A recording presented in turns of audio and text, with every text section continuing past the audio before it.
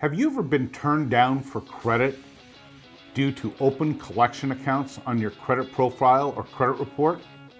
Well, today we are going to be discussing how to get those pesky collection accounts removed once and for all and permanently from your credit report.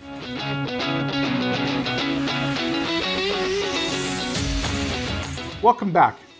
My name is Huebner. I'm the Executive Director of the ASCENT Network. And today we're going to be speaking about how to get collection accounts permanently removed from your credit profile or credit report.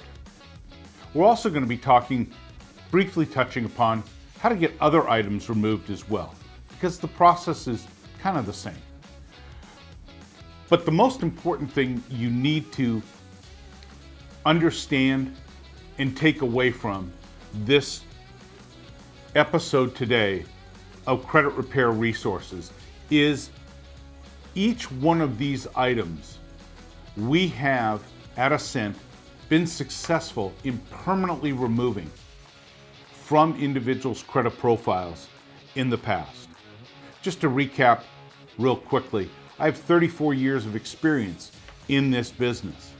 And over that 34 years of time, I can honestly tell you that there isn't a single type of item that I have not been able to get removed from an individual's credit profile or credit report. Collection items are probably one of the most prevalent that show up on people's credit reports. A new collection account has a large impact from a point perspective. In other words, it will decrease your points that make up your FICO score. For example, a collection account of over $2,500, you can expect to see that having a negative impact of at least 20 to 25 points against your current credit score. That's a new collection account. So today, we're going to be talking about how to get those removed and if they can be removed. Well, you can rest easy in the fact knowing that doing it properly, they in fact can be removed. So if we start looking into how to do that, I'm going to be using two words today a lot.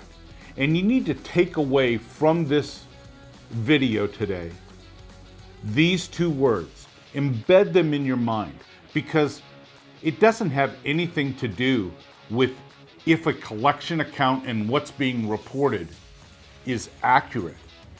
You would think that that plays a vital role in the fact of whether or not that account stays or remains on your credit report. It simply doesn't. Whether it's accurate or not has very little to do whether or it stays on your account or not. Here's what makes it critical as to whether or not a collection account, or for that matter, a late payment, a foreclosure, a bankruptcy, a medical account, anything derogatory on your account stays on your credit profile. And that is whether or not the credit bureaus can verify and validate. Those are the two words that I'm going to be referring to a lot today. Those are key and critical in any credit repair, credit restoration, or credit score improvement program. Verification and validation. We've spoken in other episodes of Credit Repair Resources about the federal laws that are in place that impact the credit bureaus, creditors, and consumers. Well, verification and validation is what the federal government requires, and most states require of the credit bureaus if they are going to report an item on your credit report. They need to be able to verify and validate that the information that they're reporting is accurate, that everything about it is done in a timely fashion, it's not outdated, and shy of that verification and validation, meeting the bar that is set by the Fair Credit Reporting Act, the credit bureau only has one option with regards to that item, and that is they have to remove it. So any item that we go after, collection accounts, late payments, foreclosures, bankruptcies, judgments, any of those items that we go after on a credit report, that appear on a credit report, we don't dispute the item. That's old school. That's back in the mid 2000s, early 2000s, that you simply disputed. A lot of credit repair companies, their letters still, their correspondence still to the credit bureaus, still focus on disputing an item as to whether or not it's accurate or whether or not it belongs to the individual that credit profile is pulled on. That simply is not what the Fair Credit Reporting Act focuses on now. The bar has been changed. It's not been raised, it's not been lowered, it's been changed. And by changing that bar to verification and validation, it doesn't matter whether an item is accurate, it doesn't matter whether an item is a positive, being reported positively onto a person's credit profile, or whether it's being reported negatively. A consumer has the right to demand verification and validation, and that requires the credit bureaus to open an investigation and go back to the creditor that is reporting that information and get the verification and validation required under the law. And again, short of them receiving that verification and validation, and more importantly, passing it on to the consumer, that account has to be deleted from the credit profile. So that's how we accomplish getting the items removed. We demand the verification and validation. And you would think that the credit bureaus, when they receive that correspondence, whether you send it to them or whether you have a company like ASCENT send it to them, when they don't have that verification and validation, they would just simply remove it. Well, they don't. And the reason they don't is each one of those line item accounts represents inventory to them.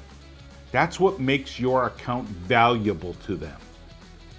And the more inventory they can get or gather in a credit profile, that gives that credit profile more value. So they don't want to let go or remove those items just because you've asked for verification and validation. They're going to dance with you. They're going to send you letters that are boilerplate letters stating like, we suspect that there's been someone requesting information on your account. We don't know if it is you. So please resend us a copy of your ID and prove to us you are who you are.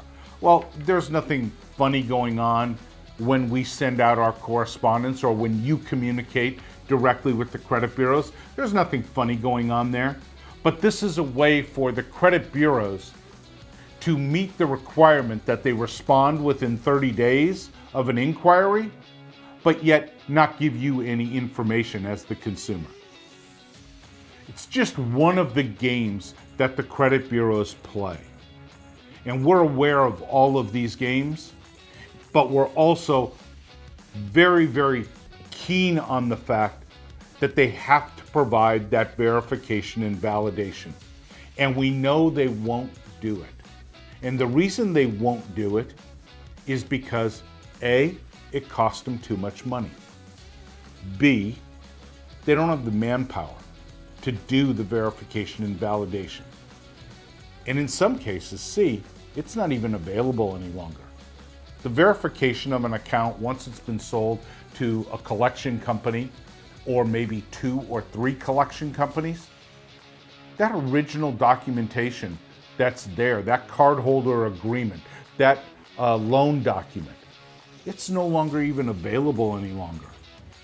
And so the verification and validation becomes impossible at that point to provide. And as a result, in each of those cases, it has to be removed. At ASCENT, we take the attitude of a bulldog.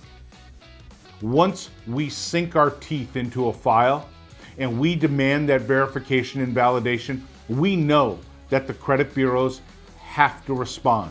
They have to provide that verification and validation to the consumer. We also know that in over 85% of the time, they will simply not provide the verification and validation, which is why people are able to get items removed from their credit report. Now, there's a prescribed method that the consumer has to follow, which is in the Fair Credit Reporting Act. If you don't follow it, guess what? The credit bureaus, they don't need to provide verification and validation. As a matter of fact, they don't even need to respond to you. If you don't ask properly, they don't even have to respond. So a lot of times that's why clients I talk to, are frustrated because they don't know how to ask, thus they don't get the response, and so they draw the conclusion credit repair doesn't work.